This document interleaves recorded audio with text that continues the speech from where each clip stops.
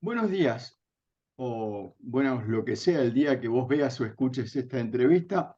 Hoy estamos en Extended Play con Laura Vicondoa. Bienvenida, Laura.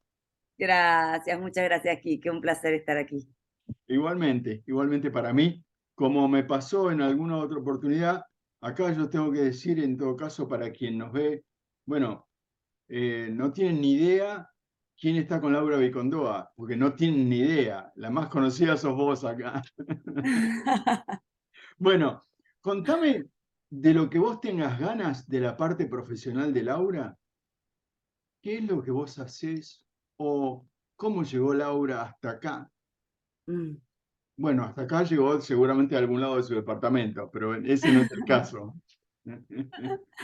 Bueno, ¿cómo llegué yo hasta acá? Un largo camino, ya más de 25 años en el mundo del coaching. Al principio desde el aspecto docente, después de recibirme de médica, al mismo tiempo me recibí como coach.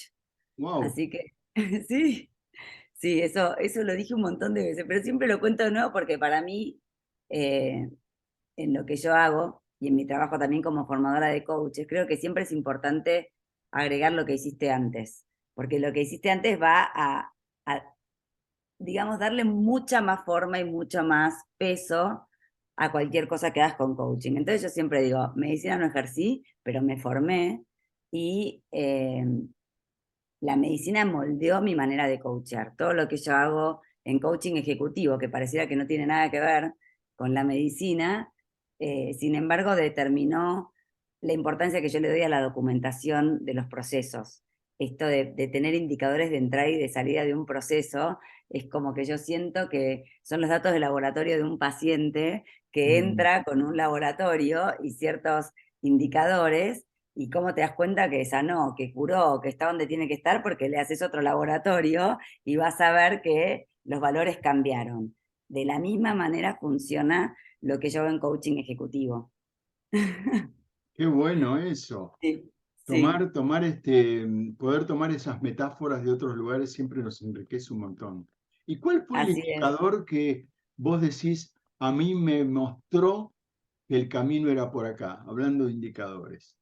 Bueno, el camino por acá me lo mostró una sesión de coaching que tuve con mi maestro de aquel entonces, que era Jim Selman. Estoy Ni más ni hablando hace menos. muchos años atrás, sí. eh, Cuando tuve que decidir qué hacer con la medicina y el coaching, porque mi familia se iba a vivir a México, yo me quedaba en Argentina, yo quería hacer la residencia y quería hacer coaching, quería hacer todo, y la verdad que lo intenté y no pude, tuve que elegir. Entonces, en una sesión de coaching con Jim, él me dijo, ¿por qué no podía elegir? Yo le dije, porque a mí me gustan las dos, no es que voy a dejar algo que no me gusta o que me gusta menos, me gustan las dos por igual. Y él me dice, pero podrías trabajar en empresas. Y yo le decía, yo en las empresas no voy a trabajar nunca, me parecen lugares horribles, de cemento, donde no hay corazón, donde no hay nada. Y él me dijo, bueno, pero hay personas, y son las personas que después llegan al hospital. Y Wow. ahí fue como un clic que dije, ah, bueno, entonces podría pensar que el coaching es medicina preventiva para mí. Es evitar que esas personas que se pueden estresar, que se pueden infartar, que se enferman, que pierden el equilibrio, el balance, teniendo un coach van a poder administrar mucho mejor sus recursos y no van a llegar al hospital. Y ahí está, Me, medicina preventiva. me parece genial eso de medicina preventiva como coach. Así Eh, es. y seguramente vos estás al tanto. Hoy muchos de los que hablan sobre neurociencias hablan justamente de cómo empezar a manejar nuestra cabeza de otra manera para que no tengamos esos eh, quiebres, estresazos. Pero qué grande. Exactamente. Un adelantado, Jim, para hacerte pensar así. ¿Viste? Y vos Sí. para internalizarlo y hacer la unión, ¿no? Así es. Y la verdad que eso fue como, la medicina siempre en mi vida me siguió acompañando de muchas maneras, por estar cerca, mi pareja es médico, eh, y trabajo, coacheo a médicos, además de ejecutivos. Es como que yo siento que con la medicina tengo como una deuda de ejercer, y la verdad que el coaching lo hago mucho como si fuera medicina, o sea, como si fueran pacientes, no, te lo pongo en la analogía, no sean pacientes, pero Claro. sí como más como una vocación, como algo que es lo que me apasiona, es lo que me completa, es lo que más amo hacer. De hecho, mucha gente que me conoce me dice, ¿cómo haces para trabajar tanto tiempo, tantas horas? Le digo, si no me gustara tanto, no podría nunca hacerlo con la intensidad con la que lo hago, pero yo creo que realmente estoy convencida que podemos hacer una diferencia. En el mundo organizacional, sin dudas, es un mundo en donde la gente eh, merece tener un espacio para ser escuchada, merece tener un espacio para su creatividad para la solución de problemas, para la innovación, para la instalación de modelos de liderazgo más inclusivos. Creo que hoy en día estamos hablando de un cambio de época en muchos sentidos, muchos valores organizacionales están cambiando. Por eh, suerte. sí, y los líderes tienen que estar todo el tiempo aprendiendo. Entonces, también creo que el coaching tiene la función de volver a acercar el aprendizaje, pero el aprendizaje como aprendemos naturalmente, biológicamente, que es llevarlo a la acción, hacerlo, probarlo, equivocarte, volver, resaltar lo que te salió bien. Y eso en el mundo ejecutivo pasa todo el tiempo. Lo que pasa es que no existe el espacio en donde el ejecutivo se sienta tranquilo y dice, tengo miedo, esto puede que no me salga, esto no lo sé hacer, esto nunca se hizo, me lo están pidiendo. Y sobre todo dentro de un marco de una organización en donde las personas trabajan por los objetivos de esa organización. Y por ende nosotros, si trabajamos con un ejecutivo, también somos socios para los resultados de esa organización. Pero qué bueno eso, porque muchas veces al ejecutivo no se le permite decir, tengo miedo, no sé cómo se hace esto. O él mismo no se lo permite, o la organización a veces no se lo permite, ¿no?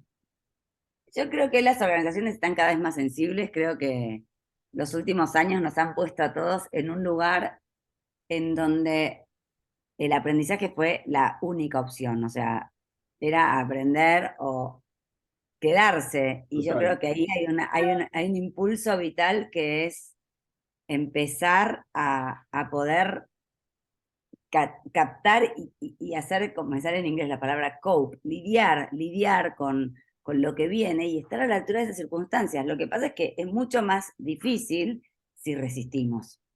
Y ahí Claro. hay un gran trabajo del coach. Muchas veces la gente dice, coaching ejecutivo le tengo miedo porque es muy difícil, hay que saber. Coaching ejecutivo sigue siendo la misma relación de coaching, la diferencia es que está en el marco de una organización para ayudar a una persona que trabaja ahí adentro a lograr resultados. Pero en definitiva, el que está hablando con vos no es la organización, es esa persona con eso que le pasa dentro de la organización, Y es un representante de esa organización por trabajar ahí adentro. tal cual. Yo no puedo despegar al ejecutivo de la organización en donde trabaja. Sin duda. Y dentro de esta trayectoria, ¿el aprendizaje más importante para vos cuál fue? Uy, un montón de aprendizajes. El primer gran aprendizaje, cuando finalmente me mudo a México, llegué a México a trabajar en un estudio de abogados muy grande de la Ciudad de México que hacía contratos colectivos de trabajo. Los contratos colectivos son los contratos que hacen las empresas con los sindicatos, cuento para los que no lo Sí, saben, sí, tal cual. eh, donde tienen que hacer los acuerdos para trabajar. En México se renuevan cada año. Y el dueño de este despacho me dice, bueno, vení y desarrollé toda la parte de coaching con todos mis clientes, que eran muchísimos. Yo dije, listo, ya está, tengo los clientes adentro. Es solo ir, cerrar y empezar a trabajar.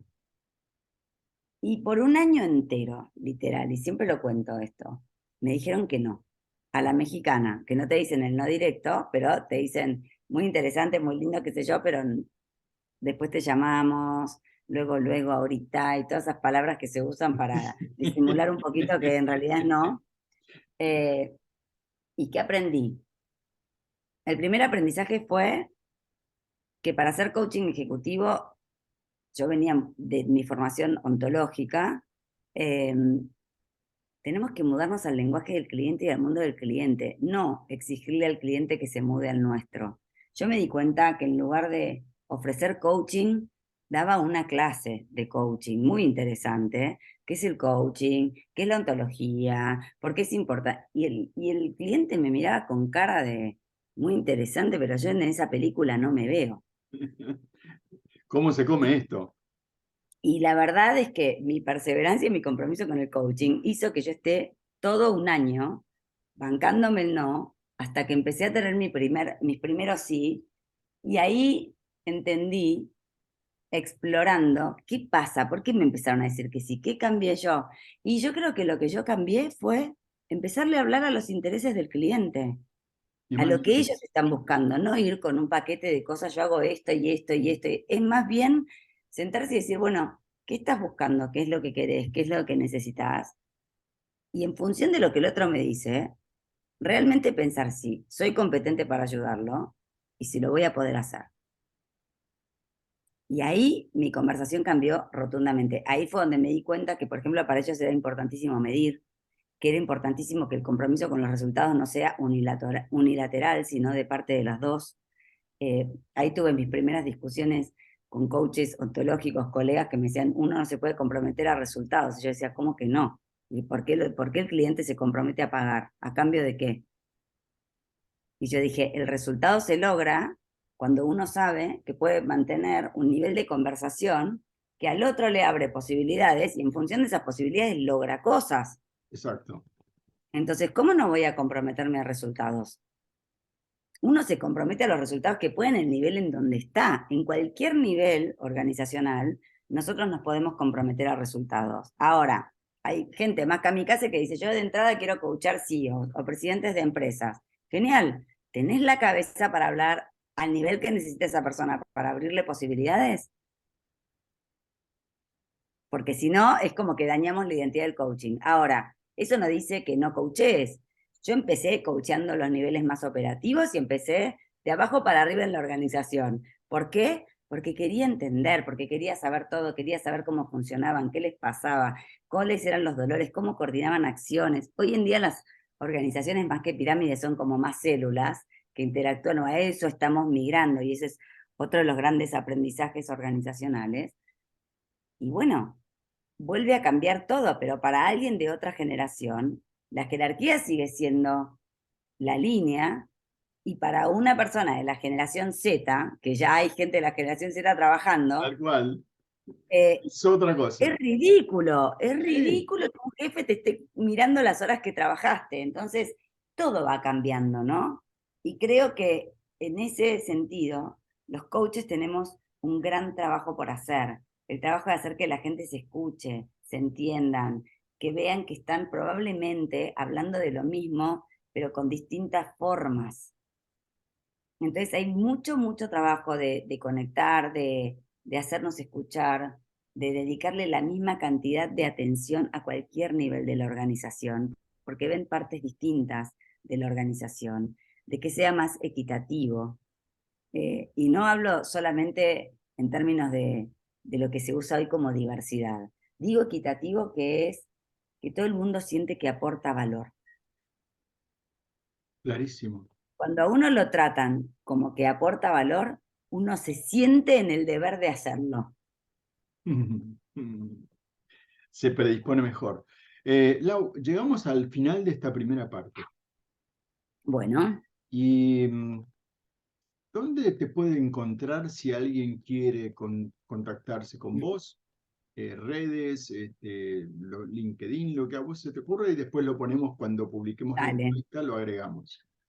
Bueno, mis Sí. redes en Instagram, en Facebook, Facebook casi ya no lo uso, pero Instagram, LinkedIn o mi página web, estoy en todos lados como Laura Vicondoa. Bien, Ahí tienen un montón de clics para la información que necesiten y lo que quieran saber. Se pueden formar conmigo en coaching ejecutivo como especialidad, se pueden formar conmigo como coach ejecutivo como carrera, o sea, como un nivel 2 de ICF, que sería hoy el nivel de formación que necesita para una credencial. Pueden bajar libros que hay míos gratuitos para bajar, pueden comprar el libro en Granica de estrategias de coaching ejecutivo. Hay muchas formas de llegar, muchas bien, formas. bien. Un instante vamos a detener esta conversación y enseguida la retomamos. Dale. Buenísimo.